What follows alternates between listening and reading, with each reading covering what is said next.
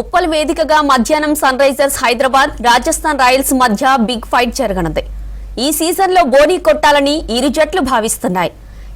హిట్టర్లతో కూడిన హైదరాబాద్ ను కట్టడి చేయడం కోసం రాజస్థాన్ ప్రత్యేక వ్యూహాలను రచిస్తోంది. ఇటు మ్యాచ్ జరిగే ఉప్పల్ స్టేడియం దగ్గర పోలీసులు పటిష్ట భద్రత ఏర్పాటు చేశారు. 2700 మంది పోలీసులను పహారా పెట్టారు. 450 సీసీ కెమెరాలతో ప్రతి మూవ్మెంట్ ను గమనిస్తున్నారు. 3 గంటల ముందే ప్రేక్షకులను స్టేడియంలోకి అనుమతిస్తామని, స్టేడియంలోకి అనుమతించబోని ఏవీ ఫ్యాన్స్ తీసుకురావద్దని సూచనలు జారీ చేశారు పోలీసులు. ఇక మ్యాచ్ కి సంబంధించిన డీటెయిల్స్ అన్ని అనిల్ మనకి లైవ్ లో అందిస్తారు. అనిల్, అప్డేట్స్ ఏంటి?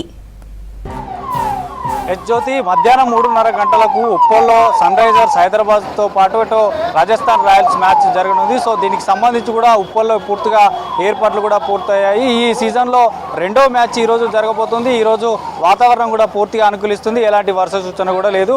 ఇక గత సీజన్లో ఒక విధ్వంసకరమైనటువంటి బ్యాటింగ్ చేసినటువంటి ఎస్ఆర్హెచ్ ఈరోజు మధ్యాహ్నం 3:30 గంటలకు మాత్రం ప్రారంభం కాబోతుంది. సో ఇక్కడ పూర్తిగా కూడా ఉప్పల్ పరిసర ప్రాంతాలు కూడా పూర్తిగా పోలీసులు తమ ఆధీనంలోకి తీసుకున్నారు. ప్రతి ఒక్కరిని క్షుణ్ణంగా పరిశీలించాకే లోపలికి పంపిస్తున్నారు. ఇక ప్రత్యేకించి మీడియా వాళ్ళకి ఒక సంబంధించినటువంటి అక్రిడేషన్, తర్వాత ఇందులో పనిచేసే వారికి తర్వాత పలు రకాలైనటువంటి అక్రిడేషన్లు జారీ చేయడం జరిగింది. సో ఖచ్చితంగా మెయిన్ గేట్లలో ఎవరెవరు రావాలి, తర్వాత పార్కింగ్ ఎక్కడ ఏర్పాటు చేసుకోవాలనేది కూడా ఏర్పాటు చేశారు. సో మధ్యాహ్నం 1 గంట నుండే ఇక్కడికి లోపలికి ప్రేక్షకులని అలో చేస్తారు. సో పూర్తిగా ఇటు క్యూ లైన్లు కూడా ఏర్పాటు చేశారు. ఏ టికెట్లు తీసుకున్నవారు ఏ లైన్లో రావాలనేది కూడా టికెట్ పైన మెన్షన్ చేసి ఉంటుంది కాబట్టి సో ముందస్తుగానే 1 గంట నుంచి ఇక్కడికి లోపలికి అనుమతిస్తామంటూ చెప్తున్నారు. సో కొన్ని నిషేధించారు వస్తువులు, ఏదైతే అటు పవర్ బ్యాంక్సే కానీ, సిగరెట్లే కానీ, తర్వాత ఎలక్ట్రానిక్ సంబంధించినటువంటి వస్తువులను లోపలికి అనుమతించబోము. అవి తీసుకొస్తే ఖచ్చితంగా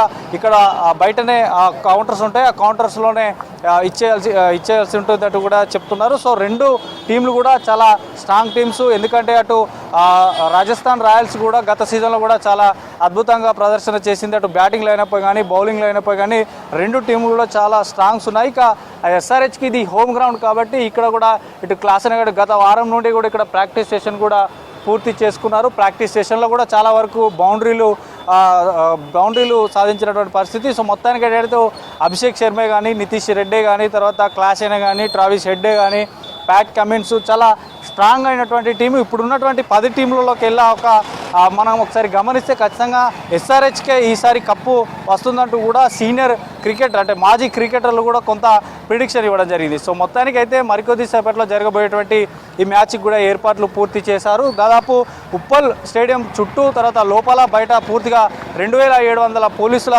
బందోబస్తు ఉంది. ఎస్ఓటీ పోలీసులు, సి టీమ్స్, తర్వాత మఫ్టీలో తిరిగే పోలీసులు కూడా పూర్తిగా ఉన్నారు. ఇక మనకు చూడొచ్చు బయట కూడా ప్రేక్షకులు ఎవరైతే లోపలికి వస్తారో వారు లోపలికి ఏమేమి తీసుకురావద్దనేటువంటి బోర్డును కూడా ఏర్పాటు చేశారు. తర్వాత అక్కడ చూడొచ్చు గ్లాసు బాటిల్స్, తర్వాత cigarette lighters, tins, cans, musical instruments, తర్వాత ప్లాస్మా, తర్వాత ఇది వెపన్స్, తర్వాత పవర్ బ్యాంకు, ఫుడ్కు సంబంధించినటువంటి ఏవైనా ఘన పదార్థాలు అంటే గట్టి పదార్థాలు విసిరేసేటువంటి పదార్థాలను లోపలికి అనుమతించము. ఆల్కహాల్స్ సంబంధించి, తర్వాత ఇల్లీగల్ సబ్స్టాన్స్, తర్వాత cameras, DSLR cameras, video record ఉండదు, తర్వాత కంప్యూటర్స్, బ్యాగ్స్.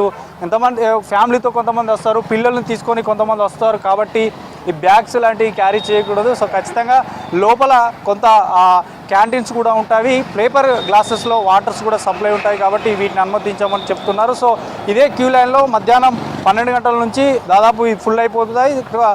రాత్రి కూడా ఈ ప్రేక్షకులు మ్యాచ్ అయిపోయాక వెళ్ళడానికి వీలుగా అటు మెట్రో సేవలు కూడా సమయంని పొడిగించారు. సో పూర్తిగా మాత్రం ఇటు ఇక టికెట్ల విషయానికి వస్తే బ్లాక్లో ఎవరైనా కూడా టికెట్లు అమ్మితే వారిపైన ఖచ్చితంగా చట్టరీత్యా చర్యలు తీసుకుంటామంటూ కూడా రాచకొండ సిపి సుధీర్ బాబు ఇప్పటికే తెలియజేశారు. కాబట్టి నిన్న ఉదయం భరద్వాజ్ అనే వ్యక్తి కూడా అరెస్ట్ అయ్యాడు. తర్వాత ఆ ఉదయం భరద్వాజ్ అనే అతను అరెస్ట్ కాగానే సాయంత్రానికి కూడా మరొక ఇద్దరు, సంపత్, హరి అనే వ్యక్తి కూడా ఇద్దరు అరెస్ట్ అయ్యారు. ఇతరు బ్లాక్లో టికెట్లు అమ్మకాలు చేస్తున్నట్టు కూడా వారికి ఎస్ఓటి పోలీసుల సమాచారం రావడంతో ఇక్కడ అరెస్ట్ చేసి వారిని పోలీస్ స్టేషన్ కూడా తరలించడం జరిగింది. దాదాపు 5 టికెట్లను కూడా బుక్ చేయడం జరిగింది. సో మొత్తానికైతే పోలీసులు ఇటు ఈ ఉప్పల్ ఏరియా మొత్తం కూడా కాసేపట్లో ట్రాఫిక్ ఆంక్షలు కూడా అమలు కానున్నాయి. ఏదైతే ఉప్పల్ స్టేడియం ముందున్నటువంటి టువర్డ్స్ అంటే ఇటు స్టేడియం మెట్రో స్టేషన్ వెళ్ళే దారులు కూడా పూర్తిగా క్లోజ్ చేస్తారు.